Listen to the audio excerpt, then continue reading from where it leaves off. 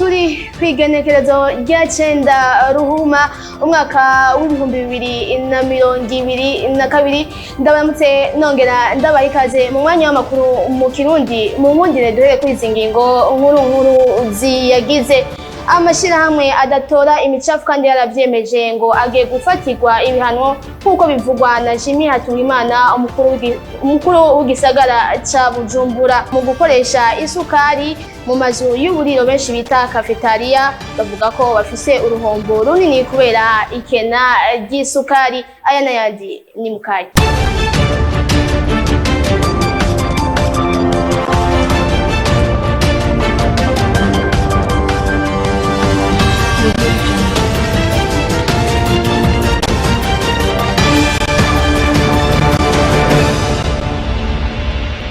Amashirahamwe adatora imicafu mu makaritiye kandi yaravyemeje ngo agiye gufatirwa ibihano ndetse no gufotwa birimo ivyo byashikirijwe n'umukuru w'igisagara ca Bujumbura Jimmy Hatungimana mu kiganiro yahaye abene gihugu mu mazone ya Kamenge, Gihoshamwe na Kinama. Prosper niyo nkuru niwe yadutoreje iyo nkuru. Mu kiganiro n'abene gihugu bo mu mazone ya Kamenge, Kinama na Gihosha, umukuru w'igisagara ca Bujumbura Jimmy Hatungimana yakuriye inkoni ku gishitsi amashirahamwe adakura imicafu mu makartier kandi arivyo yiyemeje mu masezerano yagiranye nabo bene gihugu. Ayo mashirahamwe rero ikintu ca mbere twumvikanye ko bakura imicafu nimba koko imicafu basigaye bayita mu mifurege hako bayitwara iyo yagenewe gutabwa. Ayo mashirahamwe muzoze murayandika muyaturungikire tuyakure. Ku kibazo c'ibura ry'ibinyobwa vya Brarudi n'isukari, umukuru w'igisagara ca Bujumbura ngo agiye kuja inama nabo vyega kugira ngo bisubire kuboneka. Ibinyobwa vya Brarudi muri bino bihe dusigaye tubona yuko harimo ingorane nyinshi. Reka rero iki kibazo tugifate mu minwe, duhamagaze abo muri Brarudi twicare hamwe bongere batunganye distribution y'inzoga. Hari n'ikindi mutavuze n'iry'isukari navyo nyene birateye ikibazo, navyo nyene tuzohamagaza abajejwe Sosumo, directeur commercial, tujinama n'ingingo tubisubiremo bya bintu kuko ntituzoza turemera yuko isukari ikena kandi isanzwe ihingurirwa mu gihugu cyacu. Muri ico kiganiro umukuru w'igisagara ca Bujumbura yagiranye n'abene gihugu bo mu mazone ya Kamenge, Kinama na Gihosha cari citabiriwe kandi n'indongozi mu ntwaro mu butungane n'abajejwe umutekano, bakaba mbere batanze umuco ku bibazo bibega. Ingingo zimwe zifatirwa ntizikundashigwa mu ngiro, zimwe usanga zidafise amategeko mperekeza. Byashikirijwe n'abene gihugu baba mu gisagara ca Bujumbura. Arlette Mugisha yadutoreje nkuru. Abo bene gihugu twasanze mu bibanza bitandukanye vya hano mu gisagara ca Bujumbura batumenyesheje ko ingingo zimwe zifatwa n'abajejwe intwaro ngo rimwe na rimwe zibatuma bagwa mu mporero nko kijanye no kujabuka ibarabara. Hubatswe ko ikiraro kuri Boulevard de Liprona, gusha mu bibanza byubatsemwo amashugwe n'ibiti byo gushariza igisagara, guta imicafu n'ibindi. Bamwe mu bo twasanze bariko bararenga ayo mategeko yashizweho bakavuga bati sinarindabizi ko kizira ko haca kuko nabona abantu benshi bahaca kandi twaratuhaca kandi ntari capa n'ubu urabibona ko ariho turi nta capa kihari kibuza ko bahaca. Bagasaba leta kuza baritwararika ico cose bashiraho ku neza y'abene gihugu nk'amatara yo ku mabarabara ngo arashigwaho ntakurikiranwe bwasha kabiri ugasanga yibwe, amatara afasha mu bijanye n'uruza agapfa n'ibindi, ngo bigatuma bagira amakenga ko bishigwaho atangingo mperekeza ihari bati hari hakwiye. Nuko bandanya bahimiriza abanyagihugu bahaca n'ababa badashobora kuvyumva ku maradiyo canke ku mbuga ngurukana bumenyi bashobora gushiraho ivyapa kumsa n'umuntu aje akabona ko kizira canke bagashiraho abantu bategetswe kubuza abo bantu bagomba kuhaca kugira abantu ntibahace. Abo bene gihugu bakavuga ko batinya umukwabu w'abapolisi babaca amande kurusha gutinya kurenga ayo mategeko. ingingo ubumwe bwa Buraya buherutse gufata gusubira gukorana n'igihugu c'u Burundi izofasha mu kuduza igisata c'ubutunzi haba no kwiyongera kw'amasoko n'ibindi. Ivyo tubishikirizwa n'umuhinga akongera akaba n'umwigisha muri za kaminuza mu vyerekeye ubutunzi Prosper Niyoboke. Reka tumukurikire. N'ingingo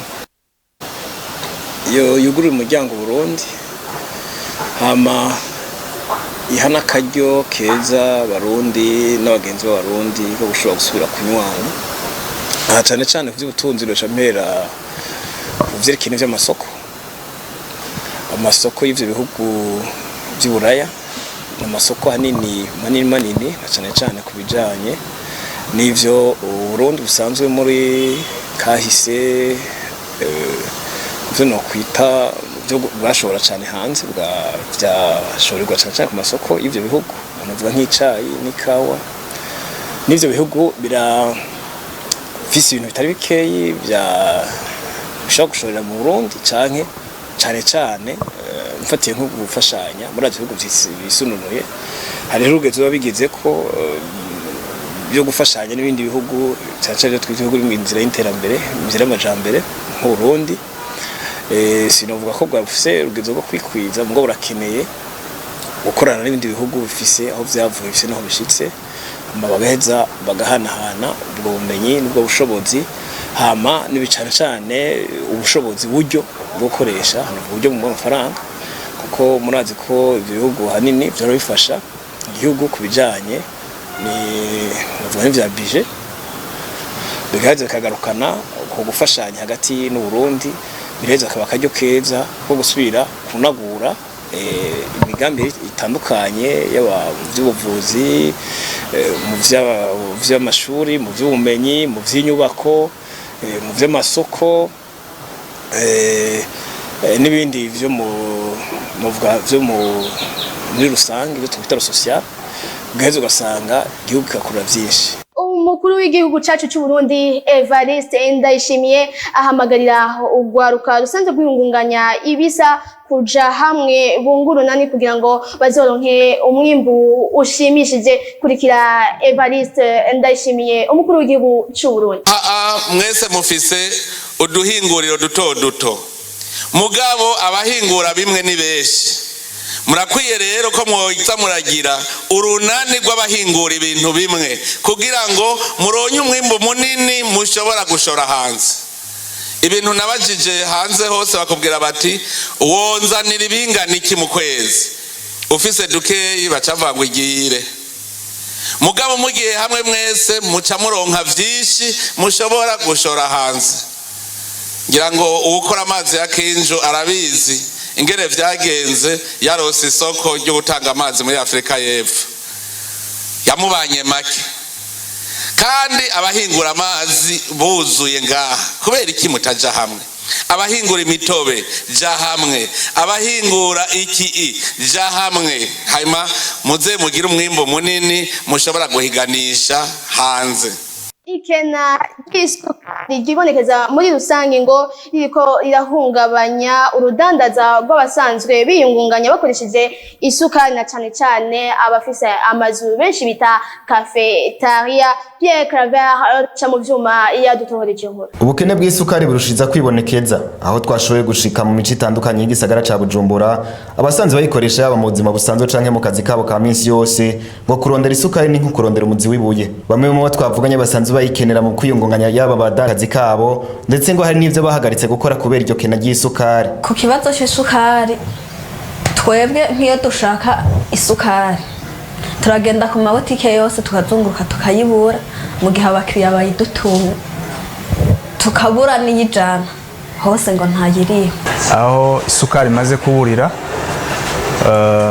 naronka abakiriya benshi kubijanye n'isukari mu gihe yari ihari umva nayiteka mu cayi hari n'abayikenera kuyishira mu mata kugeza ubu kuvuga mfise abakiriya bake y'abamata kubera babura isukari yo gushira mu mata ashushe. Icayi coco narahevye amateremusi urumva mu gatondo nadandaza nka teremusi 3 zose ubu teremusi zose narabise.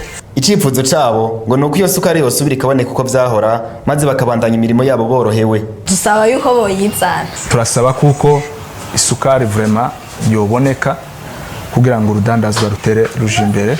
Ivyo biruko mu gihe ngo n'abagerageza kuyirondera bitoroshe aho iba yabonetse basanga bariko barayiniganira bigatuma bayigura ku giciro kizwi inshuro zibiri no kuvuga ibihumbi 5. Abahandi naho bagasabwa kuyigurana n'ikindi kintu. Uyu wa gatatu niyo hatangura inyigisho kugwaruka zatunganijwe na Marhaba Music Expo mu ntumbero yo gukaburira ubwenge mu bijanye n'umuziki. Kente Bizimana.